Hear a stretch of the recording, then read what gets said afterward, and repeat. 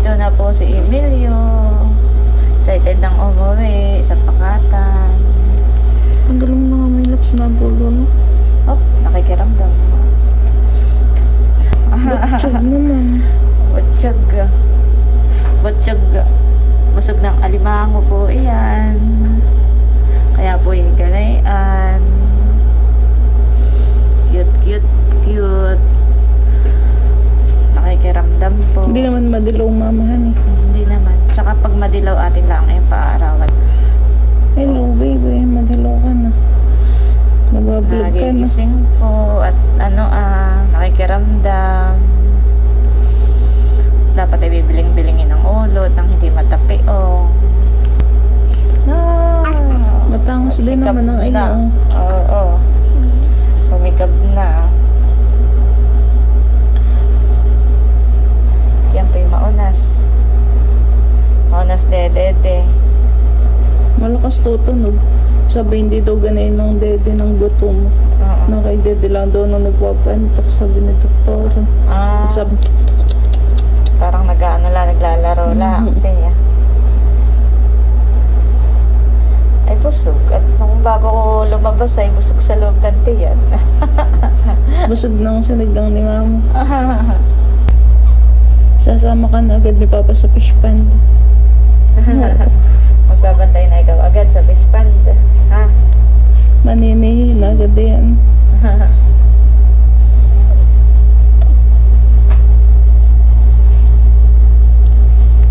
Parang hindi mo lang kamukha ni Kim o ni Daro. Ano eh? Kanino kamukha? Ang ba yun? Di ko alam. Sa iyo. Ng Papa. Tsaka yung ilong nga. Tingnan kamukha mo't kamukhain ni Papa eh. Yung dulo ng ilong nga. Kamukha ang ilong ko. Kamukha niyan dalawa. Oo. Oo. Parang pinagsama mong mukha ninyo. Talog. Malakas ay iyak at kahapon ng pagkalabas ay naririnig ko na iyak ay malakas. Malakas umiyak.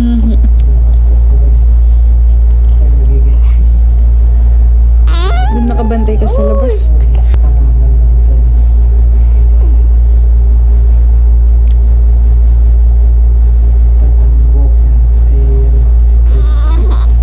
Pupuyod na ko lagi. Hello po, good morning. Kami po ay papunta ulit sa ospital. Puntahan po ulit namin si Milot tsaka si Baby Emilio. At ngayon ang labas ni pagkaraan ng nasa 6 na araw din ay isang linggo thank na. you Lord at okay na po si Milot at pwede na raw po siyang lumabas. Praise God. So magpipray lang si Janet. Nagpapaseatbelt. Oo. Tinuturo niya. Tinuturo ko na yun na. May dala tayong ulan para kay Milot. Let's pray muna. Lord, we thank you for today. We bless your name. Thank you for giving us this day. And thank you dahil answered prayer po kami sa galing ni Milot at sa kanya pong paglabas ngayong araw.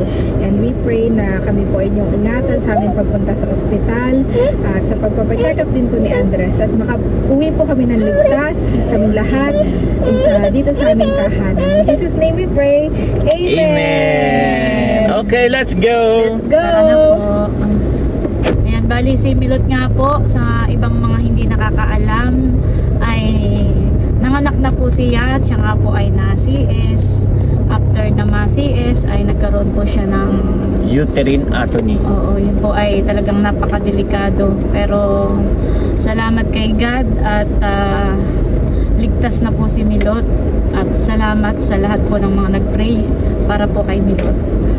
Pagkatapos po noon ay kinailangan siyang sarina ng dugo, 4 bags po at nakahanap naman po si White at kinuha po niya sa Red Cross.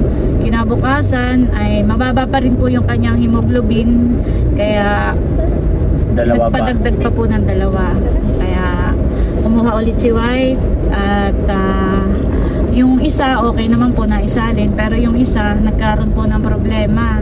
Mismatch. Nag-mismatch po kaya nung kinabukasan ay kumuha ulit si White ng isa pa tapos kahapon na isali na po tapos mga ilang oras din iyon, hindi ko na matandaan kung ilan. Basta binuhaan ulit si Milot ng dugo para ma-check kung okay na yung hemoglobin at siguro ma-check na rin ng kung ano-ano Lahat, pa. oo. Ay after niyang makuhaan kagabi, siguro mga 10:30 o mag-11, hindi ko na matandaan. PM. Oo, gabi. Ay si Milot po ay biglang gininaw. Tumawag sa iyo. Tumawag sa akin na talagang yung boses niya ay yung talagang hirap po siyang magsalita, na talagang ramdam mo yung ginaw po niya. Tapos hindi ako naman syempre biglang nag-alala, kinabahan. Sabi ko kay Bal ay tumawag ng nurse, ng doktor, at ipaalam yung kondisyon ni Milot. Tapos si Milot daw naman ay agad ay dinoblihan ng kumot. May inasikaso din naman agad si Milot, binigyan ng gamot. Kaya gabing-gabi naman, alas 12, syempre hindi naman ako mapakali. Sugod kami ni White doon sa ospital. May dalang kumot, may dalang kung ano-ano. At hindi naman ako pinapasok ng guard dahil yun naman ay nasa policy nila na Bawal magdala ng ito ay laki-laki pa naman. Tapos yun, sabi ni Bal nagsuka daw, pero nung nagsuka naman si Milot after noon, nawala yung ginaw niya, yung panginginig. At parang lagnat naman siya. Ang temperature niya ay umabot ng 39. Oo. Yun. At tapos ay medyo umokay naman na si Milot. Umuwi na rin kami ng bahay kagabi, alas 12 ng gabi. Tapos kaninang umaga ay tumawag si Milot, 36.4 na ang kanyang Normal na yun. Kaya wala na siyang lagnat at tumawag na rin si Doc at ang sabi ay pwede na rin daw siyang lumabas. Tapos siya po ay may oxygen na nakalagay sa ilong dahil hinihingal nga po siya. Ay parang kagabi pa, madaling araw ay hindi na po niya nailagay. Hanggang ngayon hindi na po niya inilagay.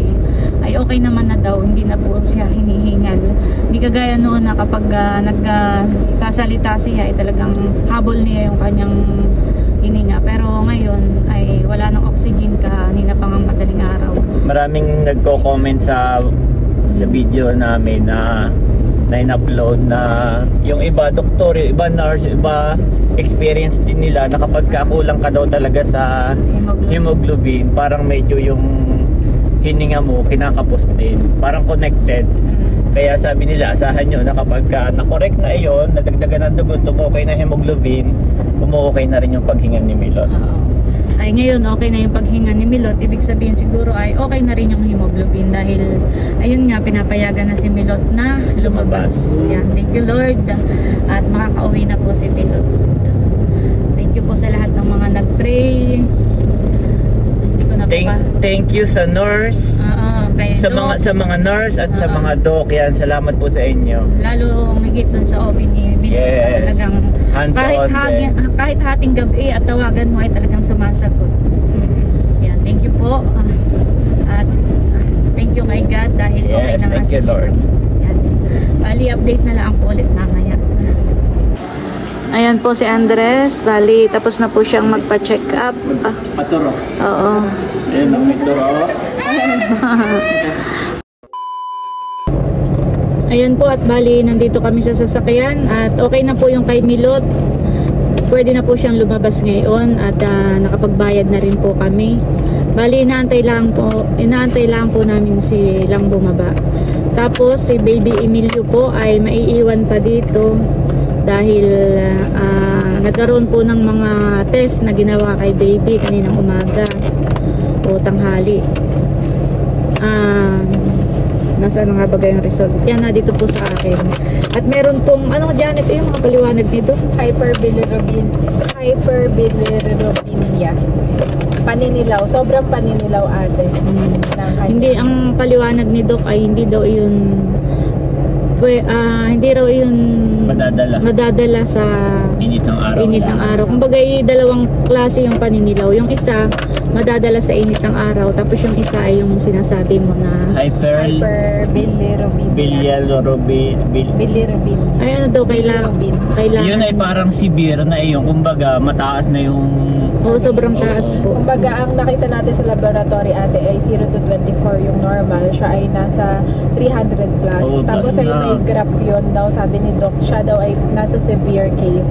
So yun daw, strongly advise niya na kahit uuwi daw natin si Baby baby sa bahay at paarawan daw natin, ay hindi daw yun madadala ng paaraw-paaraw lang. So kailangan daw yun ay special photo light para nakatutok lang. Phototherapy talaga na tinatawag nila. Para nakatutok lang talaga yun kay baby. Para bumalik sa normal yung kanyang kulay at saka yun ay nasa loob ng kanyang sistema, yung paninilaw. Ang alam ko si Andres, napapoto ano din natin yan ng ilang ano lang. Parang ilang oras lang. Kinuha din nila yan. Kasi alam ko yung word na phototherapy, parang kinuha si Andres, dinala doon. Pero binalik din. Mabilis lang doon eh. Talaga ang nangyari naman kay Emilio is okay siya for the past 5 days. Yung ika-6 day niya, which is ngayon lang na-detect na biglang sabi ng nurse, no? Bakit ang dilaw daw from head to foot daw, sobrang dilaw daw ni Emilio. So nag-decide po yung pedya na ipa-lab test. Kaya po medyo na-delay tayo. Ayan, yung pala yung ating inaantay. At bali, ma-admit ulit si baby ng 3 days. May iwan dito. May iwan dito. Lalabas na si Milot. Ay may iwan yung baby. At yun naman ay hindi nila dito pababayaan, talagang aalagaan nila.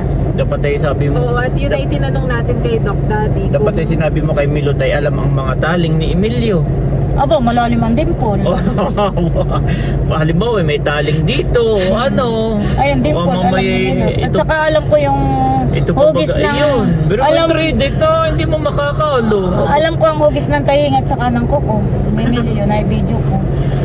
Video namin. Yung tali ngayon wala pa, pero yung dimple dito napakalalim. Kahit hindi nagtatawat na ganyan lang, ay talagang nalubog yung ano. Ayun. So, ang mangyayari ay injectionan siya ng IV fluid na antibiotic ate. Pagkatapos ay yung gatas niya ay it's either sabi ni Doc ay kung meron tayong tawag dito, pwede si Milot mag-pump. Pwede si Milot mag-pump. Ngayon kung hindi naman, pwede mag-donate or bumili. Parang may stock sila, no? At ito bumili. Ano, pampa-sugar. Ayan, sugar. Kasi kailangan natin ng sweets na yun. Pasensya na po kami, isinasabay na namin ng merienda. Talagang kami gutom na. Anong oras na? Pala, mag-aalasin ko na uli. Kaya nga, makikiano nga For po. something na. Kami po ay nag-asikaso po kami sa taas. Ngayon lang kami po kakababa ulit. Pagkating ko sa oras yun, kaya pala tapos yung sa bill nga pala ni Milot ay kumbaga nag-ready ako ng ganong pera. Tapos ay yung pala, yung iba pa yung pag final bill na biglang laki. Nasa yun sa akin. Biglang laki. Eh, ako pa nagulat talaga dahil kulang na kulang yung akin. Gawa ng si Ate Nurse ko, sabi ko pwede kang magpa-update ng billing. So nagpiprint sila, nakikita mo, ito na yung bill ko. So kahapon nagpa-update, kaninang umaga nagpa-update. Tapos yung final bill biglang times 2. So kulang. Oo, pero tinawagan ko si Leia, nangutang na naman ako at agad-agad talaga, opo ate, paano ko po itatransfer? Kaya sobrang thank you kay Leia dahil kung hindi dahil sa kanya, hindi makakalabas ngayong araw na ito si Milot. Na talagang si Milot naman ay inip na at gusto na rin umuwi.